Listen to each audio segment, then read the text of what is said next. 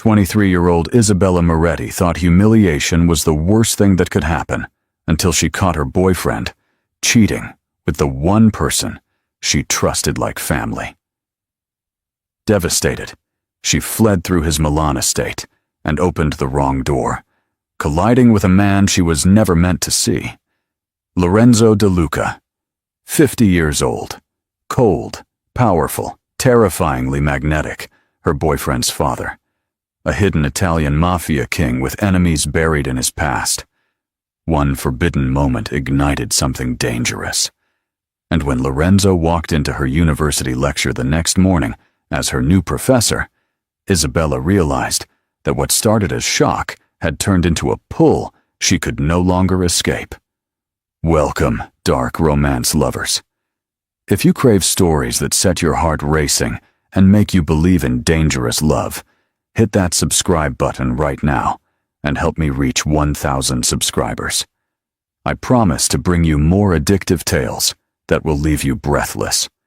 Now, let's dive into Isabella and Lorenzo's forbidden world.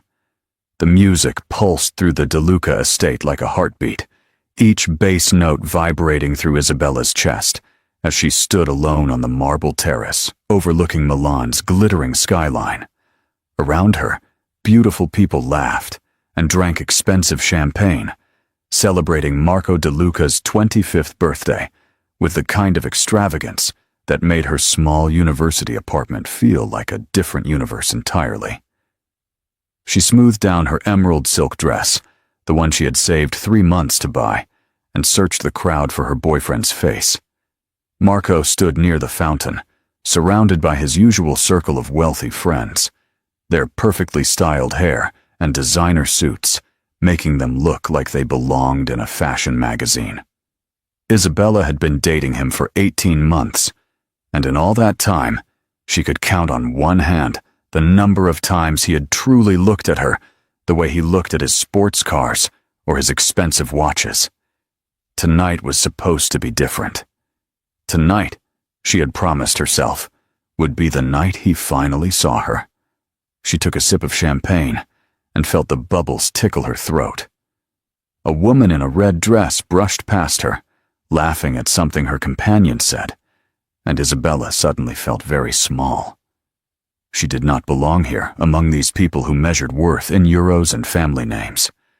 She was just a university student studying art history, the daughter of a middle-class family from the outskirts of Milan, someone who had fallen in love with a boy who lived in a completely different world. Marco finally glanced her way, and for a moment, their eyes met across the crowded terrace. But instead of warmth, Isabella saw something that made her stomach tighten. Indifference. He raised his glass slightly, a gesture so casual it might as well have been directed at a stranger, then turned back to his friends without a second thought. The dismissal cut deeper than any insult could have. Later that evening, Isabella found herself wandering through the vast halls of the estate, her heels clicking against polished marble floors that reflected the golden light from crystal chandeliers. She had excused herself from the party, unable to bear another moment of standing invisible in a crowd of people who looked through her as though she did not exist. The house was enormous, far larger than she had realized, with corridors that seemed to stretch into infinity and rooms she had never seen, despite visiting Marco dozens of times. Her best friend Sofia appeared suddenly from around a corner, her face pale and strained in a way that made Isabella's pulse quicken. Sofia grabbed her wrist without explanation, her fingers cold and trembling, and pulled her toward the grand staircase that led to the private wing of the estate. Isabella tried to ask what was wrong, but Sofia just shook her head, her lips pressed into a thin line, and kept walking. They climbed the stairs in silence, the music from the party fading to a distant hum beneath the sound of Isabella's own heartbeat. Each step felt heavier than the last, as though gravity itself was trying to hold her back. Sofia's grip on her wrist never loosened, and when they finally reached the second floor, she stopped in front of a closed door at the end of a long hallway. Sophia turned to face her, and Isabella saw tears gathering in her friend's dark eyes. Without a word, Sophia released her wrist and stepped back, shaking her head as though apologizing for something she could not undo.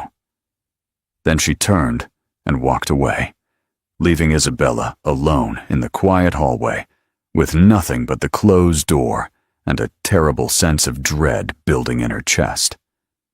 Isabella's hand trembled as she reached for the door handle. Some part of her already knew what waited on the other side, the same way animals know when a storm is coming. She pushed the door open slowly, and the world tilted on its axis. The bedroom was enormous, decorated in shades of cream and gold, with floor-to-ceiling windows that overlooked the estate's gardens.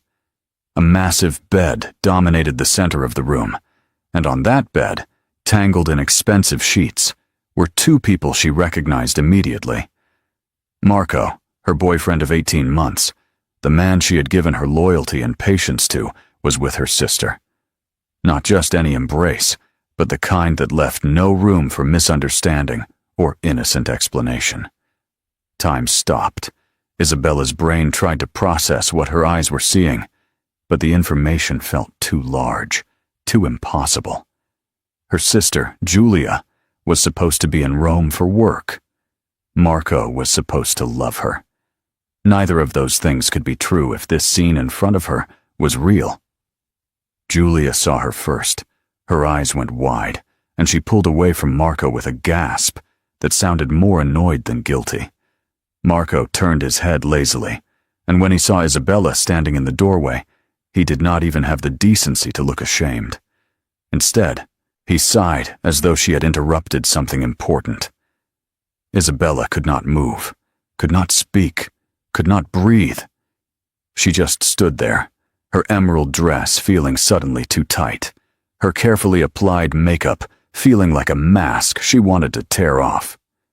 Marco climbed out of the bed without bothering to cover himself properly, pulling on his pants with the casual confidence of someone who had never faced real consequences for anything in his entire privileged life.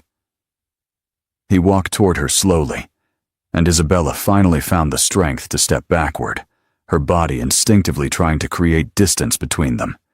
But Marco kept coming, his handsome face twisted into something ugly that she had never seen before.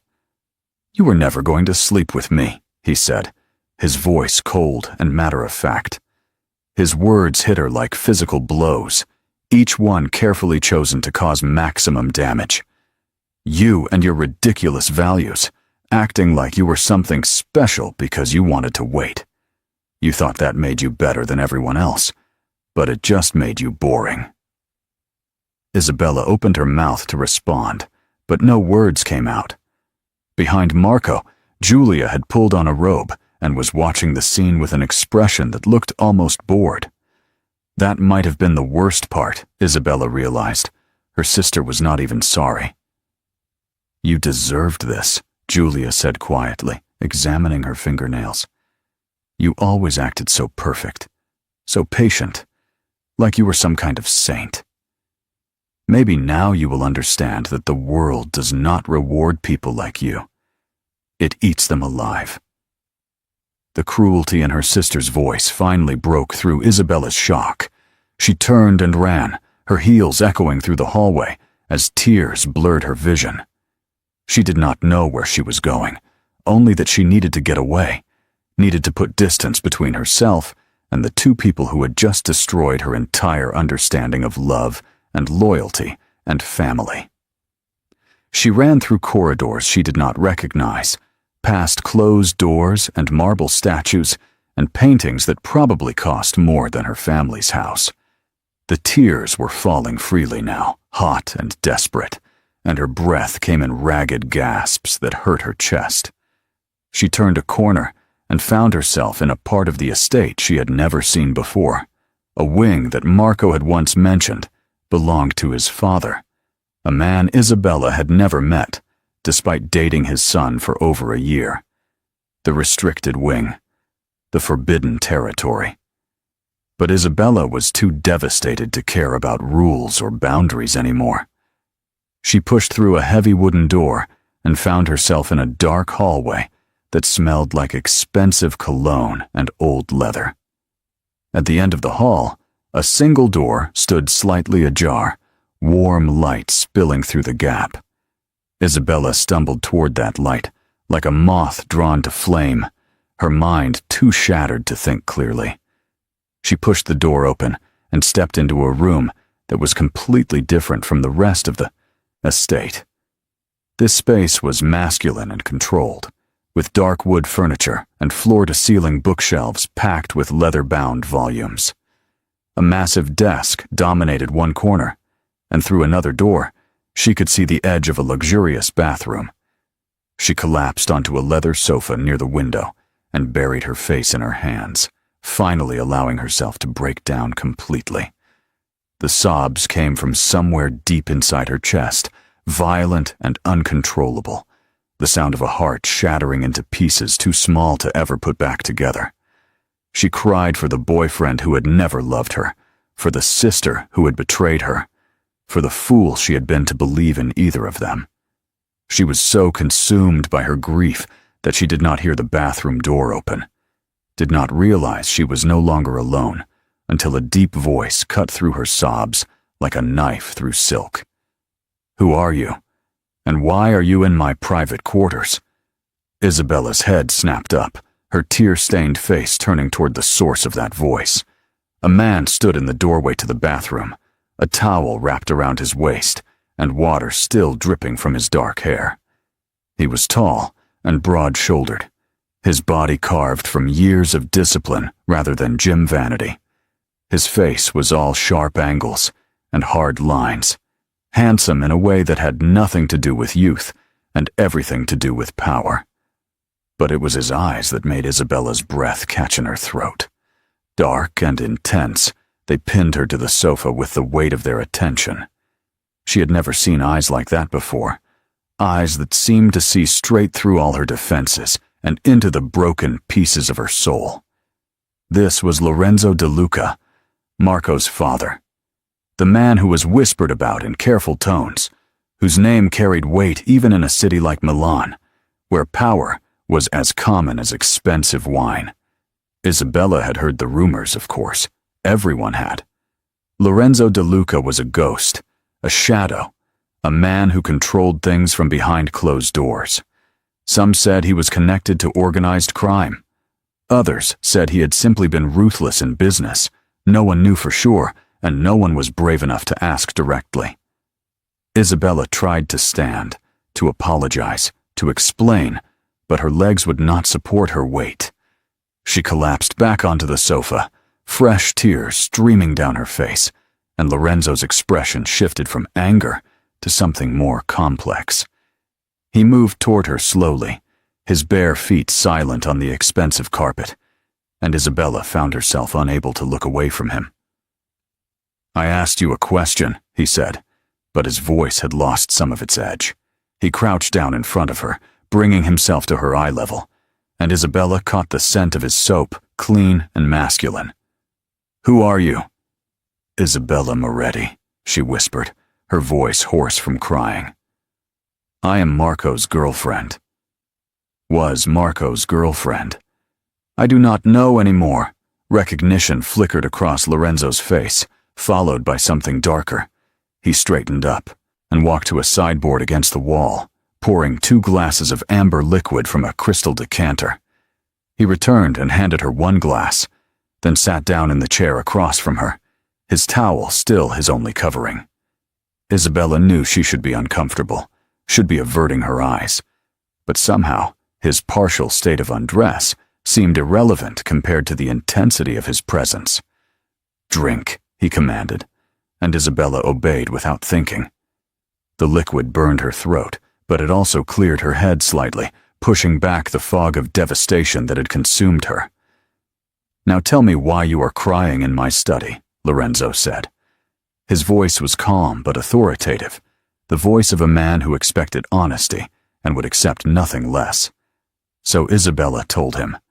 The words poured out of her like water from a broken dam, telling this stranger things she had not even fully processed herself. She told him about catching Marco in bed with her sister, about the cruel things they had said, about the 18 months she had wasted believing in a love that had never existed. She told him about feeling invisible at the party, about saving for 3 months to buy a dress that Marco had barely noticed, about the way he had looked at her with such complete indifference that she might as well have been a piece of furniture. Lorenzo listened without interrupting, his dark eyes never leaving her face. When she finally finished, exhausted and empty, he was quiet for a long moment. Then he leaned forward, his elbows resting on his knees, and spoke in a voice that was surprisingly gentle.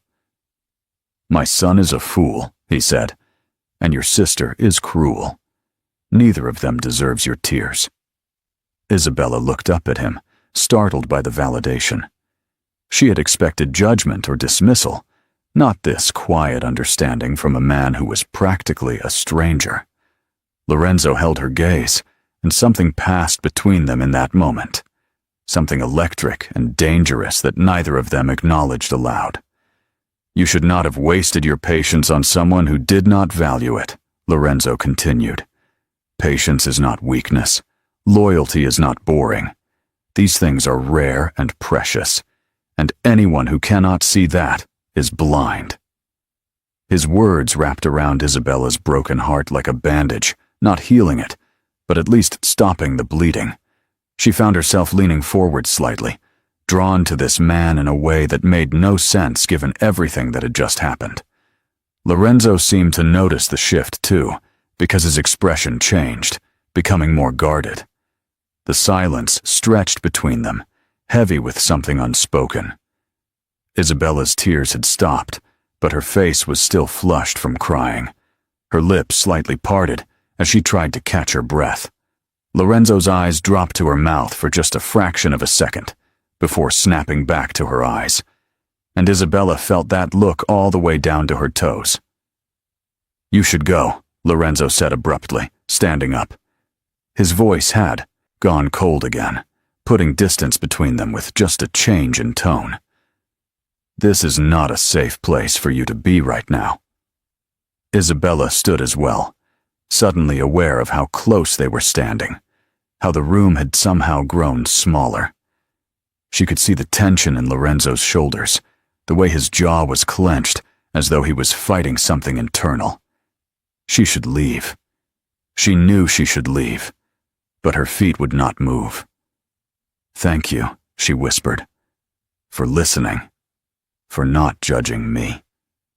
Lorenzo's expression softened for just a moment, and Isabella saw something in his eyes that looked almost like regret. Then it was gone, replaced by the careful control of a man who had spent decades hiding his true feelings. "Go home, Isabella," he said quietly. "Forget about my son. Forget about tonight. You deserve better than any of this."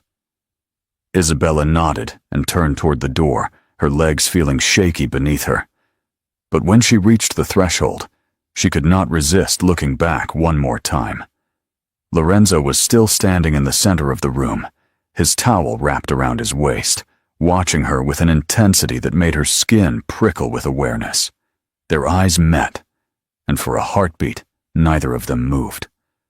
Then Isabella forced herself to walk away, pulling the door closed behind her and leaving Lorenzo De Luca alone in his private quarters. But as she made her way back through the estate and called a taxi to take her home, she could not shake the memory of those dark eyes or the way her body had responded to his presence. That night, Isabella lay in her small bedroom and stared at the ceiling, unable to sleep. She should have been thinking about Marco and Julia, about betrayal and heartbreak. Instead, all she could think about was Lorenzo De Luca and the way he had looked at her, as though she was something worth seeing. The next morning, Isabella woke up with swollen eyes and a headache that felt like someone had taken a hammer to her skull. She had 3 missed calls from Marco and 7 text messages that she deleted without reading. Julia had not tried to contact her at all, which somehow hurt worse than the affair itself. Isabella dragged herself out of bed and got ready for her Monday morning lecture, moving through her routine like a robot. She pulled her dark hair into a messy bun, applied concealer to hide the worst of the damage from crying, and dressed in jeans and a simple black sweater. The face that stared back at her from the mirror looked older than it had 2 days ago, the innocence in her eyes replaced by something harder. The University of Milan was beautiful in the autumn sunlight, with its historic buildings and courtyards filled with students hurrying to class. Isabella usually loved this walk, loved being part of something bigger than herself. Today, it all felt meaningless. She climbed the steps to the Humanities building and made her way to the lecture hall where her advanced Renaissance art class met every Monday and Wednesday morning. She was early, so the hall was mostly empty. Isabella chose a seat in the middle row, not too close to the front, but not hiding in the back either. She pulled out her notebook and tried to focus on organizing her thoughts, but her mind kept drifting back to the night before, to the moment in Lorenzo's study when everything had felt suspended and charged with possibility. Other students began filtering in, chatting about their weekends and upcoming assignments. Isabella kept her head down, not wanting to engage in small talk. The professor they had last semester had retired, and today they were supposed to meet his replacement. Isabella hoped whoever it was would be boring enough to distract her from her own thoughts. The lecture hall filled up quickly, and right at 9 o'clock, the door at the front of the room opened. Isabella glanced up casually, expecting to see some elderly academic with elbow patches and a forgettable face. Instead, Lorenzo De Luca walked into the room. Isabella's entire body went rigid with shock. It was him. The same man from last night, the same dark eyes and powerful presence. But now he was wearing an expensive charcoal suit that fit him perfectly, and carrying a leather briefcase that looked like it cost more than her entire semester's tuition. His dark hair was neatly combed back, and he moved with the confidence of someone who owned every space he entered. Lorenzo walked to the podium and set down his briefcase, then turned to face the class. His eyes swept across the rows of students, professional and detached, until they landed on Isabella. For one endless moment, they stared at each other, recognition crackling between them like lightning. Isabella saw surprise flash across his face, followed quickly by something that looked like frustration or concern. Then Lorenzo looked away, his expression smoothing into professional neutrality. He picked up a piece of chalk and wrote his name on the board in neat, precise letters. Professor Lorenzo De Luca. "Good morning," he said, his voice carrying easily through the lecture hall. "I am Professor De Luca, and I will be teaching this course for the remainder of the semester. I expect punctuality, participation, and original thinking. I do not tolerate laziness or plagiarism. If you have questions, ask them. If you have concerns, address them.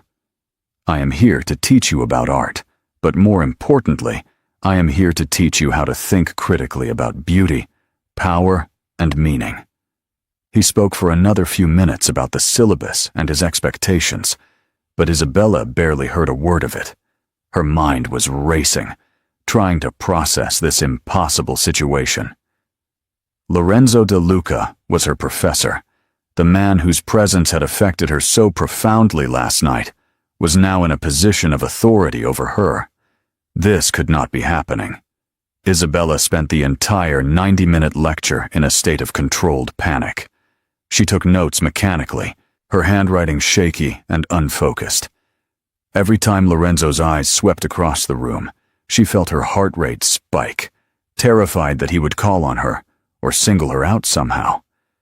But he seemed determined to treat her exactly like every other student, asking questions of the people around her, but never directing his attention her way. When the lecture finally ended, Isabella gathered her things as quickly as possible, desperate to escape before Lorenzo could stop her. She was halfway to the door when his voice cut through the chatter of departing students. "Miss Moretti, a word, please." Isabella froze. Around her, Other students glanced her way with curiosity before filing out of the room. Within moments, the lecture hall was empty except for Isabella and Lorenzo, the heavy door swinging shut with a final click that sounded unnervingly like a prison cell closing. Isabella turned slowly to face him, her notebook clutched against her chest like a shield.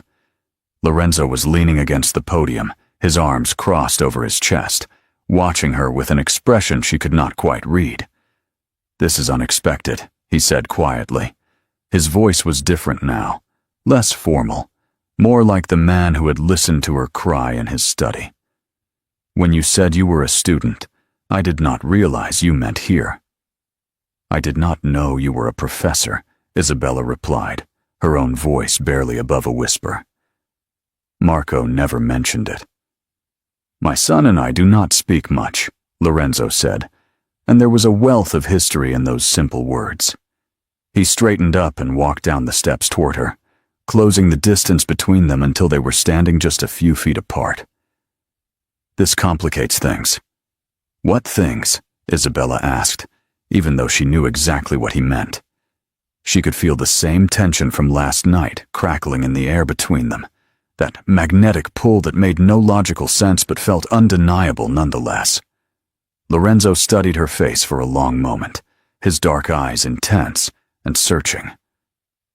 "You were upset last night," he said carefully. "Vulnerable. I should have sent you away immediately, but I did not.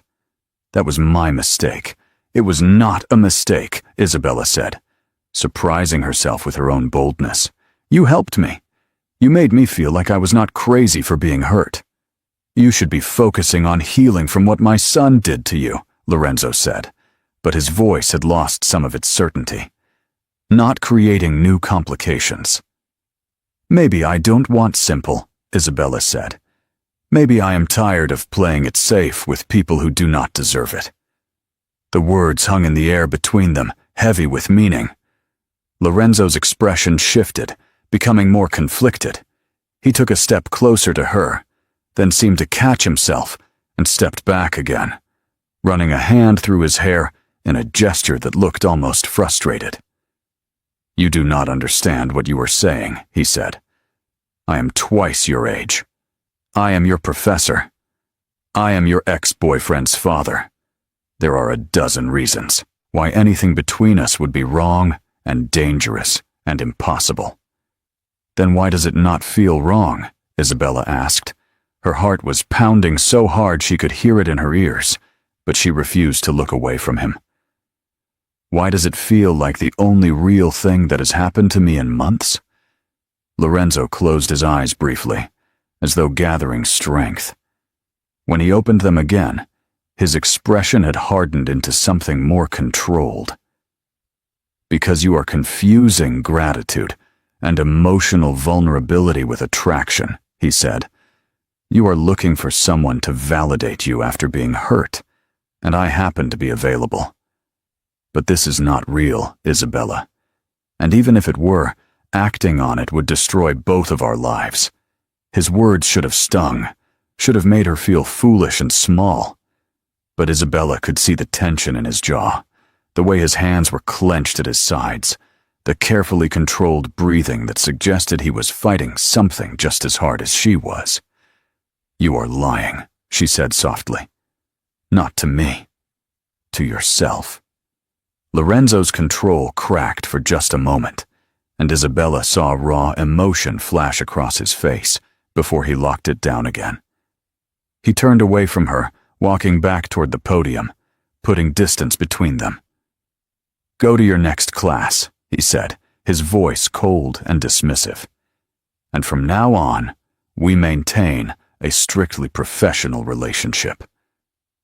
I am your professor, nothing more." "Is that understood?"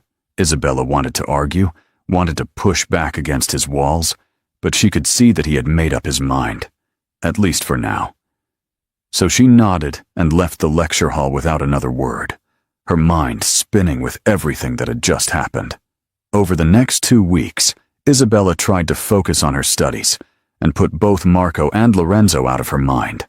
She blocked her ex-boyfriend's number, after he sent increasingly angry messages demanding she talk to him. Julia reached out once through their mother, but Isabella refused the call. She was done with both of them. But Lorenzo was harder to forget. She saw him twice a week in class, and every lecture was a special kind of torture. He was a brilliant teacher, passionate about art history, and skilled at making even the driest material come alive. Isabella found herself genuinely engaged in his discussions of Renaissance techniques and the politics of patronage, her hand shooting up to answer questions more than she ever had before. And if Lorenzo seemed to call on her more often than other students, if his eyes lingered on her face just a fraction too long when she spoke, neither of them acknowledged it. They maintained the fiction of a purely academic relationship, even as the tension between them grew with every passing class. One Wednesday afternoon, Isabella stayed late in the library, working on a research paper.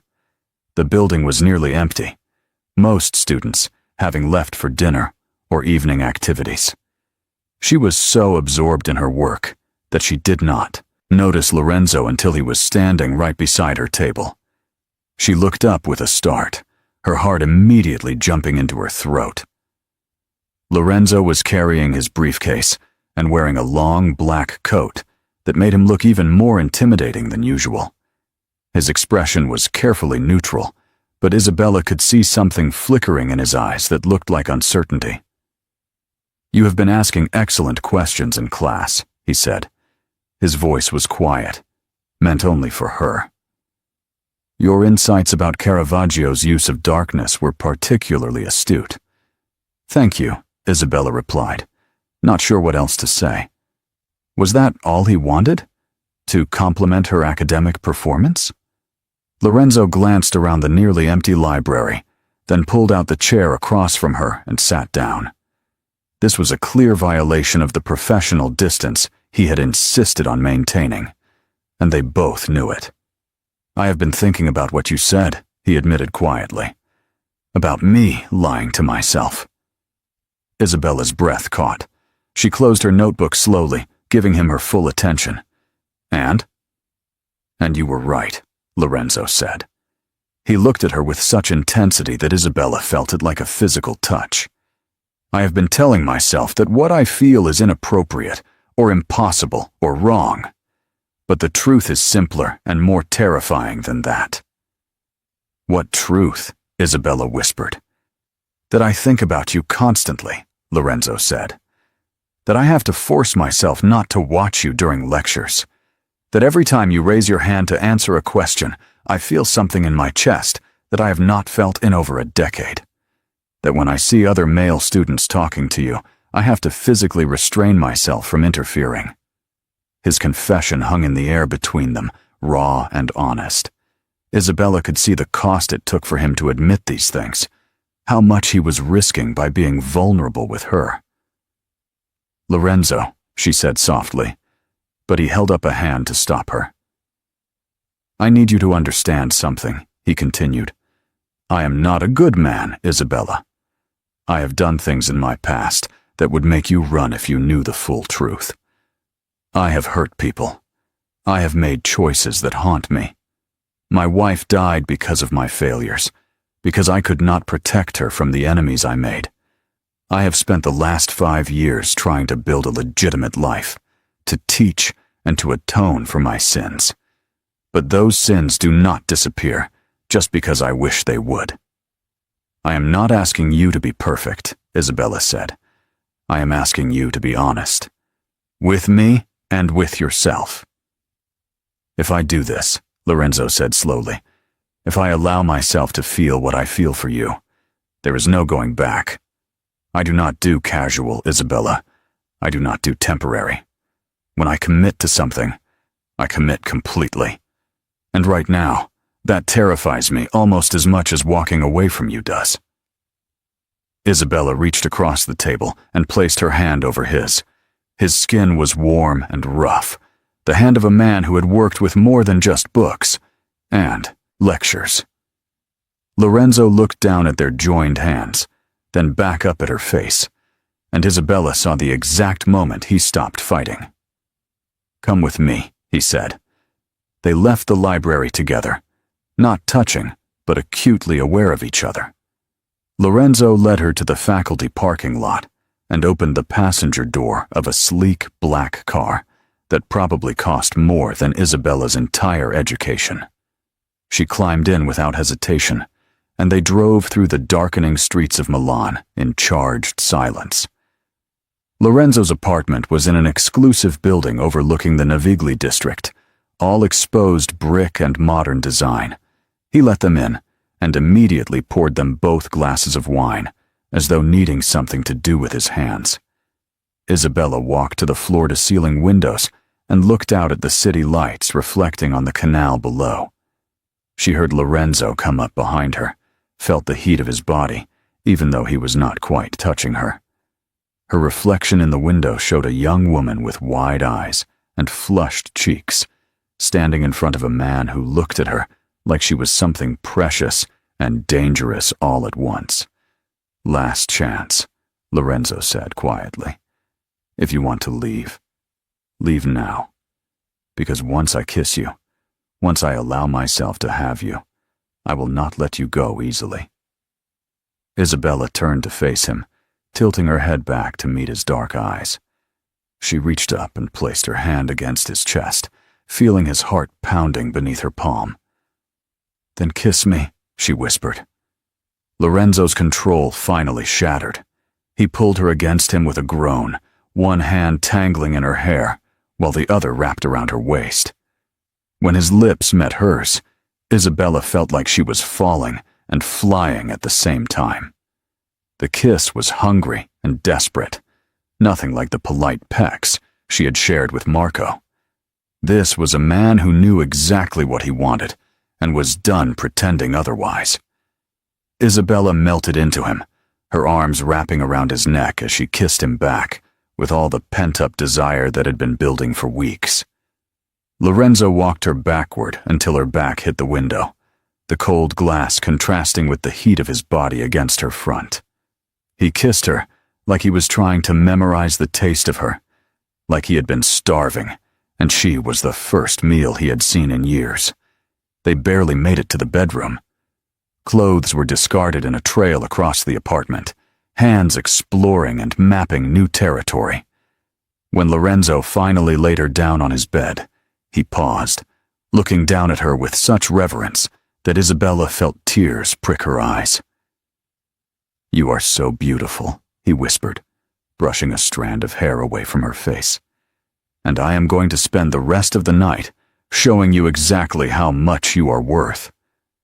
What followed was tender and passionate and overwhelming. Lorenzo took his time learning every inch of her, proving with his hands and mouth and body that she was precious to him. When they finally came together, Isabella cried out, not from pain, but from the intensity of feeling something real for the first time in her life. Lorenzo held her gaze the entire time, refusing to let her hide or disconnect, making her feel every moment of their connection. Afterward, they lay tangled together in the darkness, both breathing hard. Lorenzo pulled her against his chest, and Isabella listened to the steady rhythm of his heartbeat, feeling more at peace than she had in months. "Stay," Lorenzo murmured against her hair. "Stay the night." Isabella nodded, too content to speak. She drifted off to sleep wrapped in his arms, feeling safe and cherished in a way she had never experienced before. She woke up alone. The gray light of early morning filtered through the windows, and the bed beside her was empty and cold. Panic seized Isabella's chest immediately. This was it. This was the moment Lorenzo regretted everything and pushed her away. She sat up, clutching the sheet to her chest, fighting back tears. Then the bedroom door opened, and Lorenzo walked in carrying a tray with coffee and pastries. He was wearing sweatpants and nothing else, his hair slightly mussed from sleep.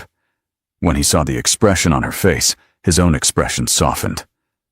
"I thought you left," Isabella whispered, hating how vulnerable she sounded. Lorenzo set the tray down and climbed back into bed, pulling her into his arms. "Never," he said firmly. "I went to get you breakfast because I wanted to see you eat in my bed. I wanted to watch you drink coffee while wearing nothing but my shirt. I wanted to start the day proving to you that last night was not a mistake." Isabella buried her face against his chest, breathing in his scent. "I was so scared," she admitted. "I know," Lorenzo said, stroking her hair, "and I understand why. But you need to understand something, Isabella. I am 50 years old. I am long past the age of casual encounters or meaningless nights. When I took you to my bed, I did it knowing exactly what I was doing. I am claiming you. You are mine now, if you want to be. And I do not give up what is mine." His words should have scared her, should have felt possessive or controlling. Instead, they wrapped around her like a promise, like safety, like belonging. They spent the entire day in bed, talking and touching and learning each other. Lorenzo told her about his late wife, about the love they had shared, and the guilt he carried about her death. Isabella told him about growing up in her sister's shadow, always feeling like she was not quite enough. They built something that day that went deeper than physical attraction, something that felt like it might actually last. By the end of the week, their relationship was no longer a secret, at least not to anyone paying attention. They tried to be discreet on campus, maintaining professional distance during lectures. But after class, Lorenzo would linger in his office until Isabella could slip in, and they would steal moments together, between meetings and study sessions. They met at his apartment several evenings a week, cooking dinner together and falling into bed afterward. Lorenzo was insatiable, always finding excuses to touch her, to pull her close, to remind her that she belonged to him. Isabella had never felt so desired, so worshipped, so completely seen. But not everyone was blind to what was happening. A student named Matteo, who had been trying to get Isabella's attention since the beginning of the semester, noticed the way she looked at Professor DeLuca, noticed how she stayed after class, how she seemed distracted and glowing at the same time. Matteo was jealous and vindictive, and he decided to do something about it. One afternoon, Matteo followed Isabella from class. He waited outside the humanities building with his phone ready, watching as she circled around to the side entrance that led to the faculty offices. 20 minutes later, she emerged, looking flushed and happy, and Matteo snapped several photos. Then he waited another 15 minutes until Professor DeLuca came out, straightening his tie. Matteo spent the next week gathering evidence. He photographed Isabella and Lorenzo leaving the building at staggered times. He caught them together in Lorenzo's car in the parking lot, their faces close in conversation. He even managed to capture a photo of them walking into Lorenzo's apartment building together one evening. When he felt he had enough, he created an anonymous social media account and posted everything. The scandal exploded overnight. By morning, the photos were everywhere, spreading across student forums and social media like wildfire. The captions were brutal and explicit, painting Isabella as a home wrecker who had seduced her professor for better grades. They called Lorenzo a predator who took advantage of vulnerable students. The university's administration was tagged repeatedly with demands for immediate action. Isabella woke to hundreds of notifications on her phone. She sat up in Lorenzo's bed, her stomach dropping as she scrolled through message after message.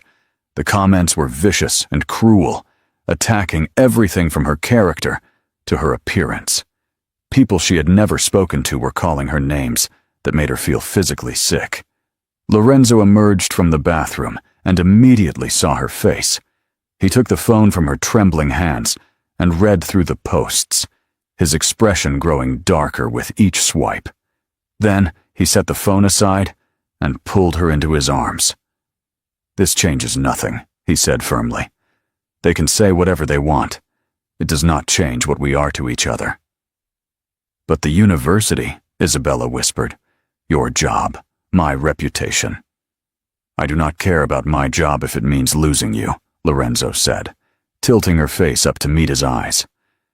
And your reputation will survive this. The truth is on our side. You earned every grade you received before we were together, and I have documentation to prove it. That afternoon, they received official summons from the university administration. They were interviewed separately, Isabella by the dean of students and Lorenzo by the provost. Isabella sat in an uncomfortable chair while administrators questioned her about her relationship with Professor DeLuca, about whether she felt coerced or pressured, about whether he had promised her favorable treatment in exchange for personal involvement.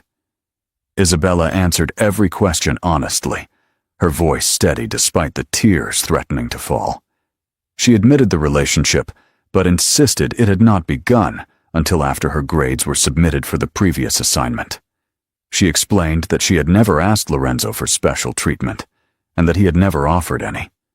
She told them that what they shared was real and based on mutual respect and genuine feelings. Lorenzo's interview was similarly intense.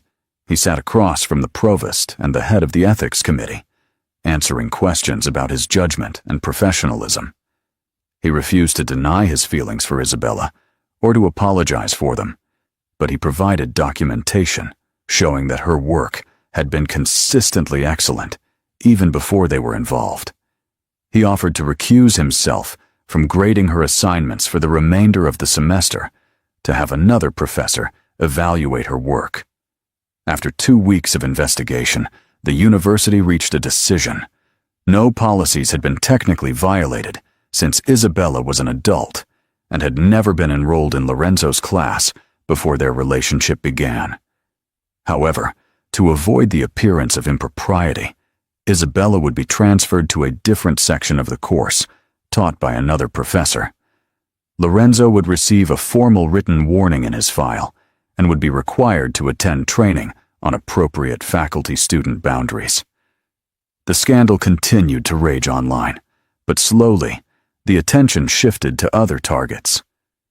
Isabella learned to ignore the stares and whispers in the hallways, walking with her head high even when people stopped talking as she passed. Lorenzo remained a steady presence in her life, proving every day that he had meant what he said about not letting her go. But the damage went beyond just campus gossip. 2 days after the university's decision, Isabella received a phone call from her mother. The conversation was brief and brutal. Her parents had seen the photos and the accusations. They were ashamed and disappointed, and until Isabella ended this inappropriate relationship, she was no longer welcome in their home. Isabella sat on Lorenzo's couch after the call, numb with shock. She had expected anger, but she had not expected complete rejection. Lorenzo held her while she processed the loss, understanding without needing explanation the particular pain of being abandoned by family. "If it is any consolation," he said quietly, "you are not alone in that experience. My son has made it clear that he considers me dead too, him." "Have you heard from Marco?" Isabella asked. "Not directly," Lorenzo said, "but I received a message through my lawyer. He wants nothing to do with me. He claims I betrayed him by being with you, as though you were his property to be respected rather than a person who could make her own choices." "I am sorry," Isabella whispered. "Do not be," Lorenzo said firmly. "Marco showed his true character when he cheated on you. If he cannot accept that you have moved on and found something real, that is his weakness, not yours." That evening, there was a pounding on Lorenzo's door. When he opened it, Marco stood in the hallway, his face twisted with rage. He shoved past his father and into the apartment, his eyes immediately finding Isabella on the couch. "You are pathetic," Marco spat at her. "You could not handle being rejected, so you had to run to my father. What is this? Some kind of sick revenge?" Isabella stood up, her hands clenched at her sides. "This has nothing to do with you," she said. You stopped mattering to me the moment I walked into that bedroom." Marco laughed, but there was no humor in it. "You are just another one of his conquests," he said. "Did he tell you what he really is? Did he explain where all his money comes from?" "That is enough," Lorenzo said, his voice dropping to a dangerous level that Isabella had never heard before. He moved between Marco and Isabella, physically blocking his son's advance.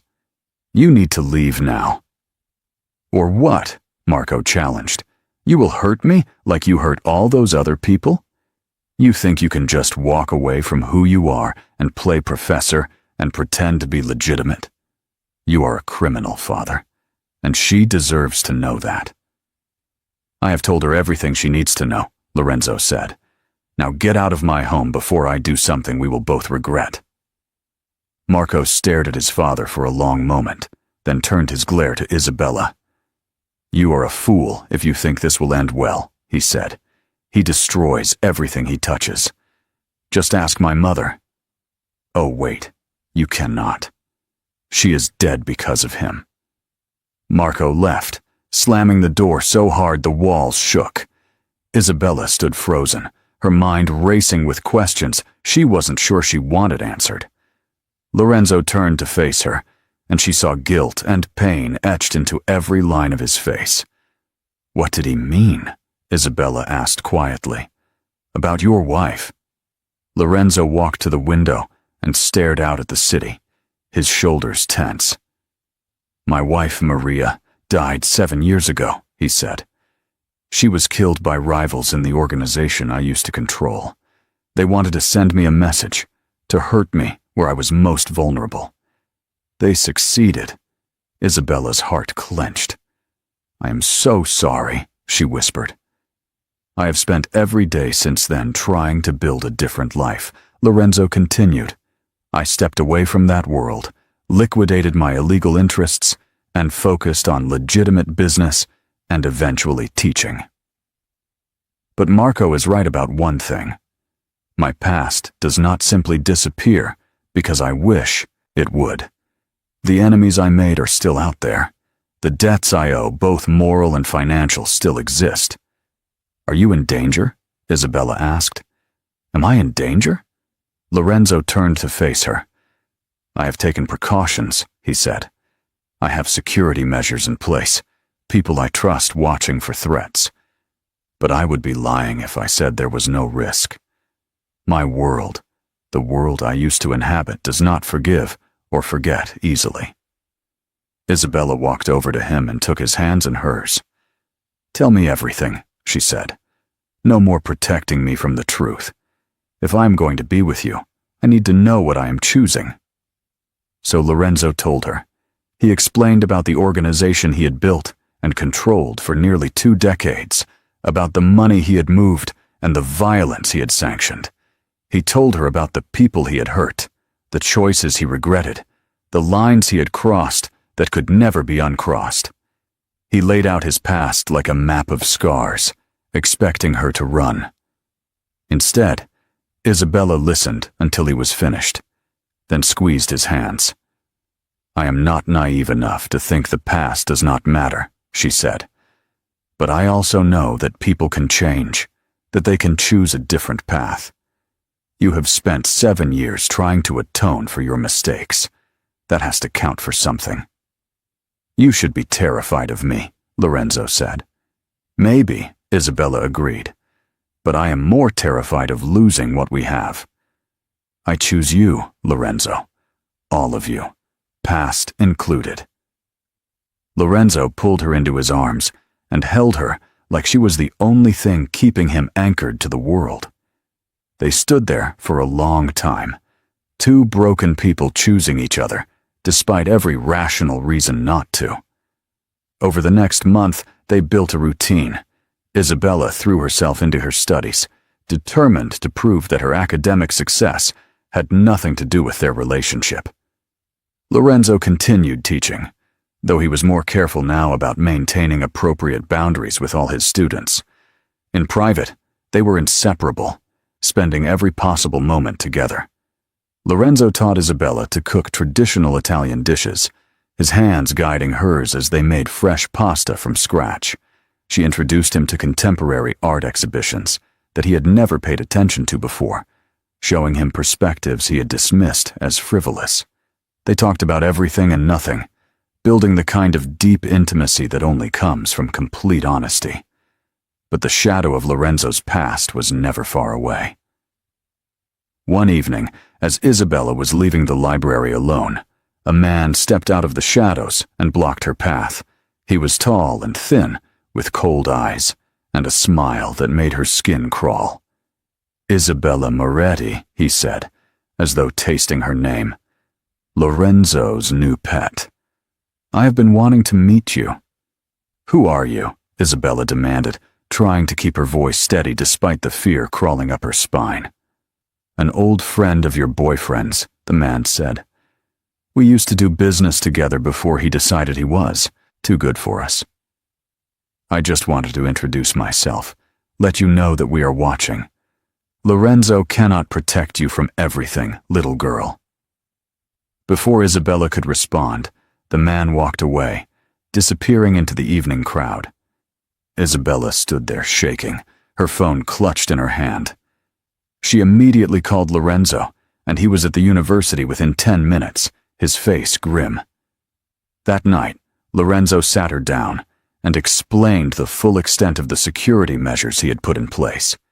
He showed her the tracking software on her phone, the bodyguards who had been discreetly following her for weeks, the panic button disguised as a piece of jewelry. Isabella felt violated and protected at the same time, understanding for the first time the real cost of loving someone with Lorenzo's history. "I want to learn to protect myself," she said. "I do not want to be helpless." Lorenzo studied her face, then nodded slowly. "I know someone who can teach you," he said, "but it will not be easy." The next day, Lorenzo introduced Isabella to Francesca, a woman in her 40s, who moved with the deadly grace of a professional fighter. Francesca had worked security for Lorenzo's organization years ago, and now ran a private training facility. She agreed to teach Isabella self-defense, basic combat techniques, and situational awareness. Isabella trained 3 times a week, learning how to break holds and strike vulnerable points and read dangerous situations before they escalated. The physical training was exhausting, but it gave her a sense of control she had been missing. Lorenzo would sometimes watch her sessions, his expression a mixture of pride and concern. 2 months after the library encounter, Isabella was walking home from campus when she felt someone following her. She used the techniques Francesca had taught her, checking reflections in windows and taking unexpected turns. When she confirmed the tale, she called Lorenzo and headed for a crowded cafe instead of his apartment. The man following her was younger this time, probably mid-20s, with nervous energy that suggested he was not a professional. Isabella sat in the cafe with her back to the wall and waited for Lorenzo to arrive. When he did, he was not alone. 2 large men in dark suits flanked him, their presence making other patrons shift uncomfortably. Lorenzo spoke briefly with the men, then came to sit across from Isabella. His face was harder than she had ever seen it, the controlled violence of his past visible in every line of his body. "This ends now," he said quietly. "I'm done playing defense." "What are you going to do?" Isabella asked, suddenly afraid not for herself, but for what Lorenzo might become to protect her. "What I should have done months ago," Lorenzo said. "I am going to have a conversation with some old associates, make it clear that you are off limits. Permanently. Do not do anything that will pull you back into that world," Isabella pleaded. "We can go to the police." "The police cannot protect you from these people," Lorenzo said. "But I can. Trust me, Isabella. I know how to handle this without crossing lines I cannot uncross." Isabella wanted to argue, but she could see the determination in his eyes. This was the man he used to be, surfacing to protect what was his. She both feared and loved him in that moment, understanding that some parts of his nature would never be fully tamed. Lorenzo left with his security team, and Isabella waited at the cafe, her hands shaking around her coffee cup. Hours passed with no word. She tried calling him repeatedly, but his phone went straight to voicemail. Panic set in as evening became night, and she imagined the worst possible scenarios. Finally, at nearly midnight, Lorenzo returned to his apartment, where Isabella had been pacing frantically. He looked exhausted, but unharmed, and he immediately pulled her into his arms. "It is done," he said simply. "No one will threaten you again." "What did you do?" Isabella asked, pulling back to look at his face. "I reminded certain people why it was a bad idea to challenge me," Lorenzo said. "No blood was shed, if that is what you are asking. But I made my position clear. You are under my protection, and anyone who touches you answers to me. The old alliances still mean something, even if I am no longer actively involved." Isabella wanted to feel relieved, but instead, she felt guilty. "You risked everything for me," she said. "Your new life, your legitimacy, everything you have been building." "You are my new life," Lorenzo said firmly. "Nothing else matters if I lose you." They held each other in the darkness, both understanding that they had crossed another threshold. There was no going back to simple or safe. They were in this together, for better or worse. The following week brought an unexpected development. Isabella received a call from the hospital. Her sister Julia had been admitted after a suicide attempt. Despite everything that had happened, Isabella felt her heart clench with fear and old instinctive love. She told Lorenzo, and he immediately drove her to the hospital without judgment or hesitation. Julia looked small and broken in the hospital bed, her wrists bandaged and her face pale. When she saw Isabella, tears began streaming down her cheeks. Isabella sat in the chair beside the bed, and for a long moment, neither sister spoke. "I'm sorry," Julia finally whispered, "for everything. I was jealous of you my entire life, jealous of how good you were, how patient and kind. I wanted to hurt you because I hated myself, and I used Marco to do it. I know it was unforgivable." "Why did you hate yourself?" Isabella asked quietly. "Because I am not really your sister," Julia said. "I was adopted. Our parents never told you, but I found out years ago. I spent my whole life feeling like I did not belong, like I had to prove I deserved to be part of the family. And you were always so effortlessly good, so easy to love. I could not stand it." Isabella felt tears burning her own eyes. "You are my sister," she said. "Adoption does not change that. But what you did still hurt me deeply." "I know," Julia said. "I do not expect forgiveness. I just wanted you to know that it was never really about you. It was about my own brokenness." They talked for over an hour, both crying and beginning the long process of understanding each other. Lorenzo waited in the hallway, giving them privacy, but ready to support Isabella the moment she needed him. When she finally emerged, exhausted and emotionally drained, he wrapped his arm around her and led her home. That night, Isabella lay in bed with her head on Lorenzo's chest. "Do you think people can really change?" she asked. "Or are we all just who we have always been?" "I think people can choose to be better," Lorenzo said. "But it takes work and intention, and usually some kind of catalyst. You are my catalyst, Isabella. You make me want to be the man I should have been all along." Isabella kissed him then, pouring all her love and trust into that kiss. They made love slowly and tenderly, reaffirming their connection after a day of emotional turmoil. Afterward, as Isabella drifted off to sleep, Lorenzo whispered against her hair. "Marry me." Isabella's eyes flew open. She sat up and looked at him in the dim light filtering through the curtains. "What?" "Marry me," Lorenzo repeated, his dark eyes serious and intense. I know it is fast, and I know people will judge us, and I know all the rational arguments against it. But I also know that I love you more than I have ever loved anything in my life. I know that I want to wake up to your face every morning for the rest of my days. I know that you are the only good thing I have done in years. So marry me, Isabella. Let me make you my wife." Isabella felt tears streaming down her face, but they were happy tears this time. "Yes," she whispered. "Yes, I will marry you." Lorenzo pulled a small box from his nightstand drawer, and Isabella laughed through her tears. "You had this planned," she accused. "I have had the ring for 3 weeks," Lorenzo admitted.